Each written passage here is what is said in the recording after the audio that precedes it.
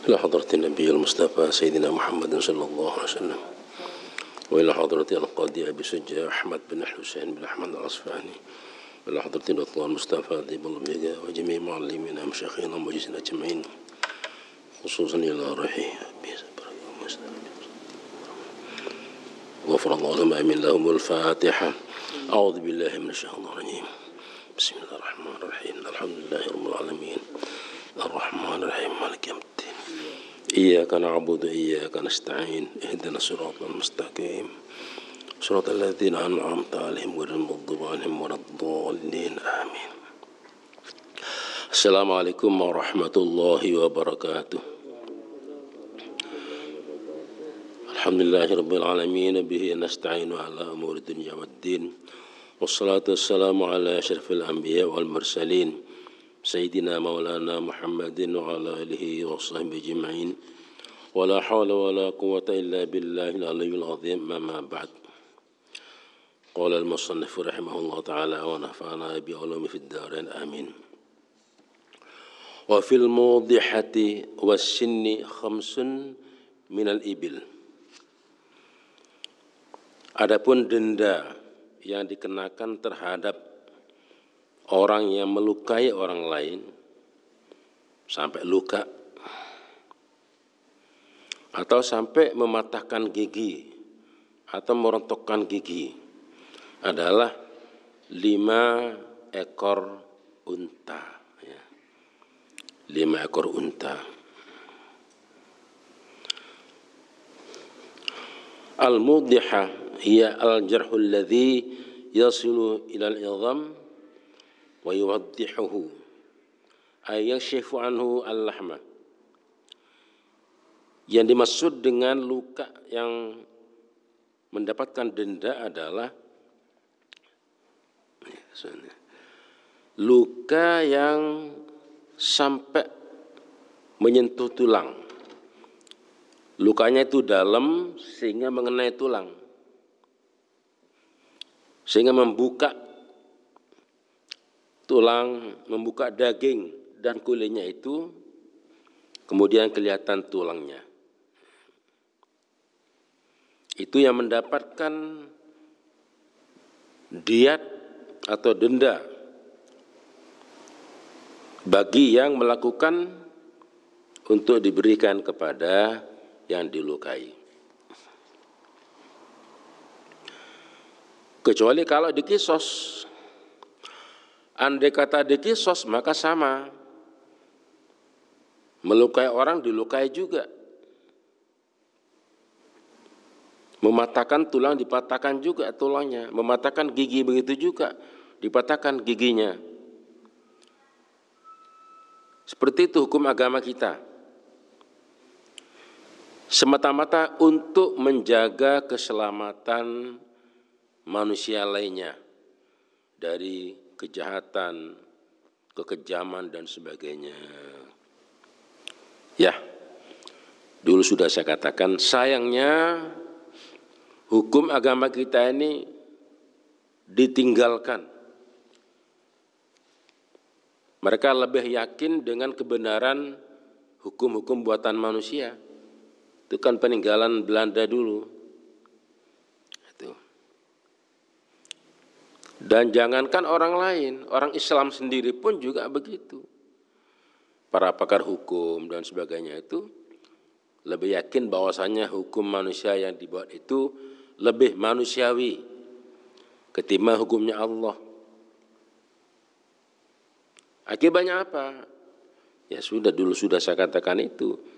Saben hari terjadi pembunuhan, pemerkosaan, perampokan dengan korban yang sampai meninggal dan sebagainya.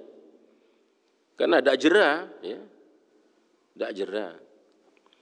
Apalagi cuma melukai, palingnya dihukum 5-6 bulan, dipotong masa tahanan, didiskon lagi dan sebagainya. Enggak ada efek jera, enggak ada. Yang diperhatikan adalah hak asasi yang pelaku, tapi hak asasi korban tidak diperhatikan. Inilah kelemahan yang fatal manakala kita itu lebih meyakini kebenaran hukum buatan manusia ketimbang petunjuk Allah Subhanahu wa ta'ala dan Rasulnya. Ini saya katakan karena saya seorang muslim yang mau tidak mau harus patuh tunduk dan meyakini kebenaran ajaran Islam.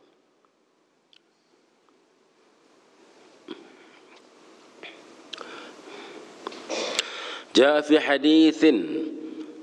hadits Amr bin Hazm radhiyallahu anhu as-sabiq. Dasarnya adalah al-hadits yang ditakhrij oleh oleh sahabat Amr bin Hazm. Semoga Allah meridai beliau. Yang terdahulu sudah pernah diungkap di depan. Wa fis sinni khamsun minal ibil. Dan penganiayaan yang berakibat rusaknya gigi, entah patah atau copot, itu adalah 5 ekor unta diberikan kepada korban.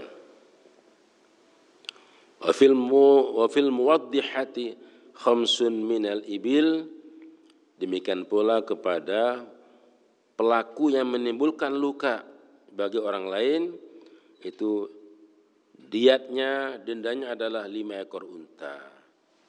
Itu. Ya sudah.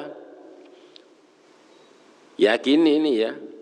Selama kita masih lebih percaya kepada hukum-hukum buatan manusia dengan mengabaikan hukum buatan Allah, selama itu pula dunia enggak bakal aman.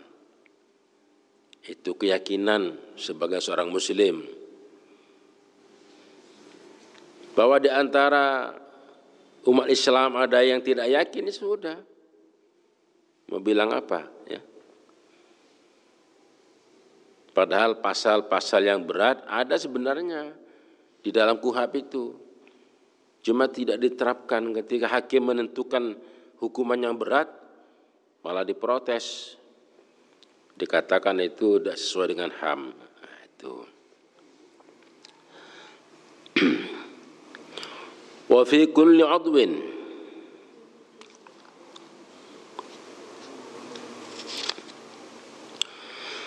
wala farqa baina sinnin wa ukhra, dan tidak ada perbedaan denda antara rusaknya gigi, rontoknya gigi maupun dengan rusaknya anggota tubuh yang lain. Jadi Nabi tidak menyebutkan masing-masing anggota tubuh yang akan disebutkan berapa jarinya. Dari mulai jari kaki, jari tangan, kelingking, telunjuk, jempol dan sebagainya. Tidak diuraikan seperti itu, enggak. Ketika rusaknya gigi seseorang karena penganiayaan, maka kemudian yang bagian tubuh yang lain juga dihukumi begitu.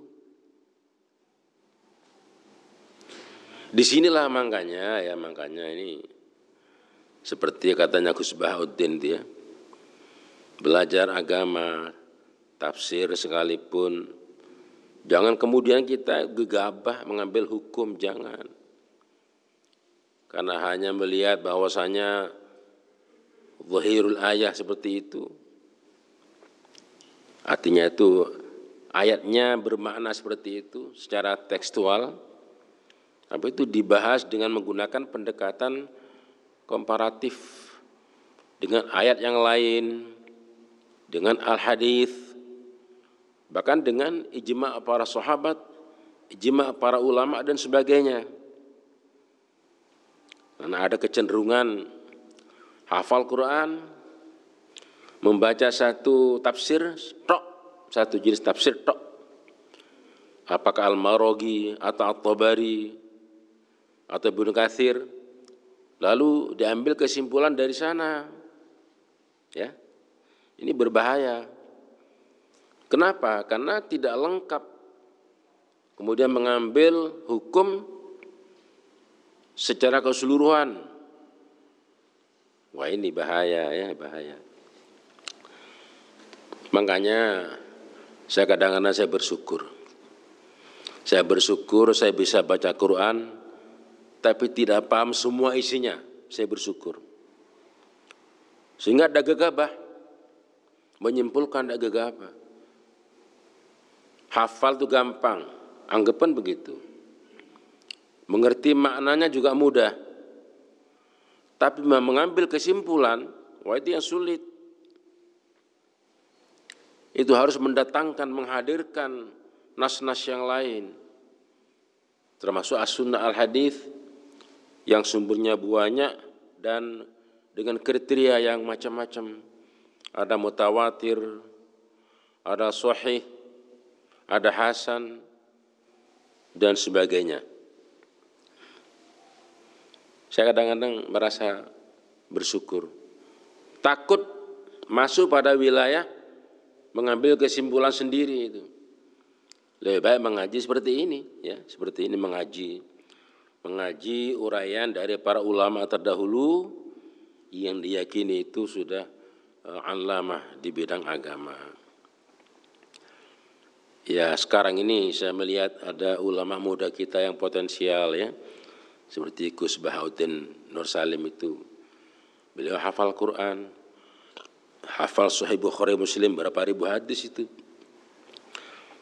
Bahkan kitab-kitab yang mu'tabar, Al-Hikam, Fathul Mu'in, semuanya itu hafal ya. Itu baru silakan itu. Tapi kalau masih nanggung-nanggung ya sudah. Lebih yang ngaji saja sudah ngaji, kita baca, kesimpulannya apa ya berarti itu sudah seperti ini ya. Kita mengaji di sini ini.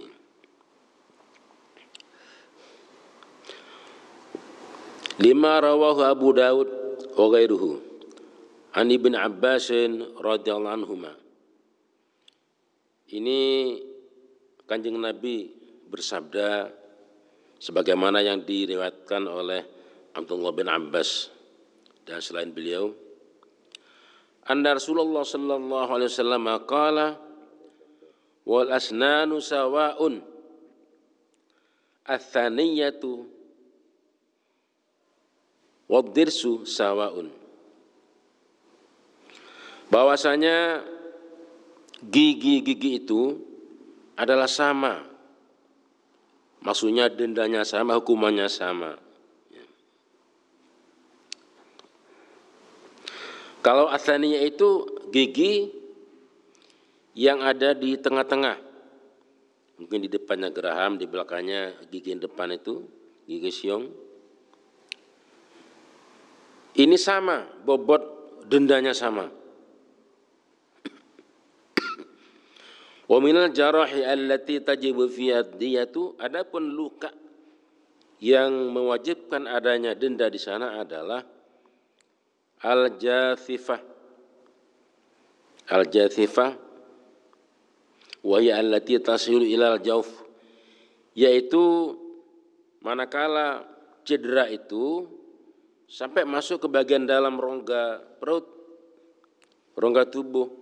Misalnya tusukan sampai tembus di perut. Kan kulitnya perut tipis, kena pisau itu masuk. Ini ada diat, ada denda. Ai al-batinu minal unuq aw sadri. Di antaranya adalah menyentuh bagian dalam dari leher. Lukanya sekian senti misalnya, atau dada, atau perut dan lain sebagainya. Wa fiha thulutsud diyah, dan di sana ada sepertiga denda kalau tidak sampai fatal. Ya kalau mati ya wis kisah hukum mati.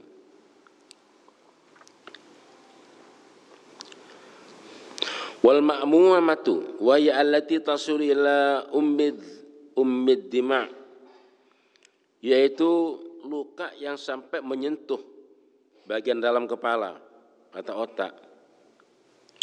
Wa ya al-jildatul lati takunu tahta al-'idham fid dimaghi, yaitu bagian di dalam kulit yang berada bersama dengan al-idham itu tulang di bagian kepala. Wa ya thuluthud diyati aidha. Itu diatnya, dendanya adalah sepertiga daripada yang sampai menimbulkan cedera fatal, misalnya pada kaki terpotong, pada tangan terpotong dan sebagainya. Wal munqalat wa hiya allati tanqilu al-idhama ala mawdihi. Kemudian terjadinya pergeseran, misalnya sampai tulangnya bergeser dari tempatnya semula setelah mengalami luka. Di dalam kasus tersebut dendanya adalah usyrun atau 1/10, wa nisful ushr minad diyah 1/10, dan 15/10 dari diyat. Wal aslu fi hadhihi thalatha ma jaa fi hadithi Amr bin Hazm radhiyallahu anhu wa fil ma'mumati thuluthud diyah wa fil ja'ifati thuluthud diyah wa fil munaqqalati 15 minal ibil.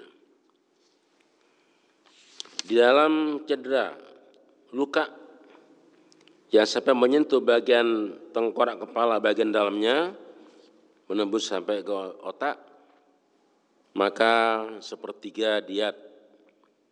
Kemudian wal fil ja'itha wa fil jathifati.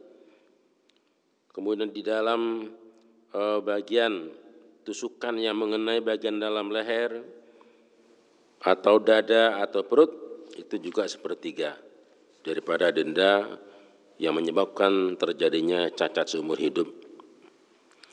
Demikian pula fil munaqqalati, dan di dalam cedera yang sampai menggeser tulang dari tempatnya pun ada dia. Ini semuanya adalah merupakan ketentuan di dalam hukum Allah, ya, yang kita selama ini mengabaikan. Ya tadi itu. Karena kita lebih percaya kepada hukum-hukum yang dibuat Belanda dulu, ya. Wal hashimatu wa allati tahshimul 'idhama wa taksuruhu.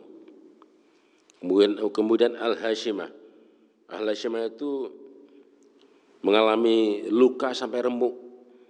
Misalnya tangannya digunakan menangkis serangan menggunakan kayu sehingga remuk, ya, tulangnya remuk. Maka dendanya adalah 1/10 atau 10% dari dendanya yang biasa, yang luka-luka menyebabkan cacat seumur hidup dan sebagainya.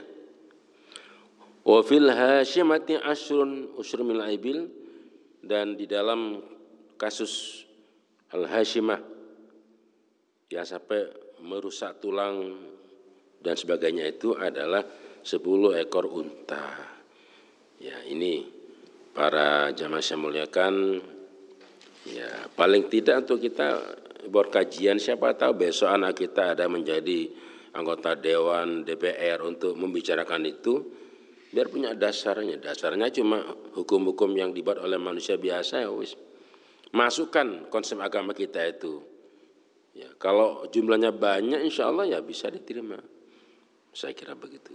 Supaya ada manfaatnya kita belajar ngaji. Dan jangan merasa bahwa buat apa saya ngaji gini, nanti dulu kita punya anak, bisa titip pesan sama anak, siapa tahu anak kita besok misalnya menjadi seorang pakar hukum dan sebagainya. Mari kita tutup dengan doa, mudah-mudahan ada manfaat buat kita bersama Allah Amin ya rabbal alamin, dengan satu keyakinan bahwa yang paling benar, yang paling bagus adalah hukum Allah Subhanahu wa taala. Bahwasanya di sini tidak berlaku semuanya, berlaku kaidah la yudraku kulluh, la yudraku kulluh. Apa yang tidak bisa kita capai semuanya, tidak kemudian kita tinggalkan semuanya. Yang penting tidak bertentangan dengan ajaran agama.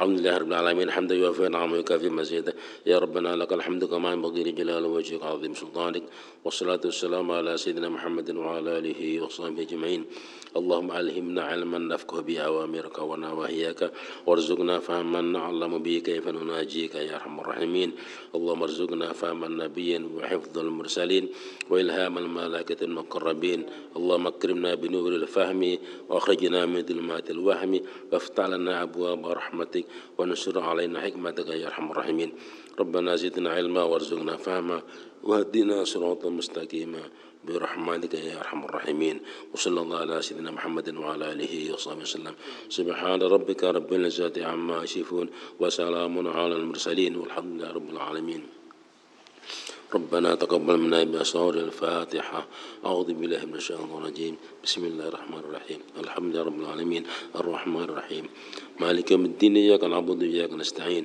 اهدنا الصراط المستقيم صراط الذين أنعمت عليهم غير المغضوب عليهم ولا الضالين آمين والله أعلم بالصواب والسلام عليكم ورحمة الله وبركاته.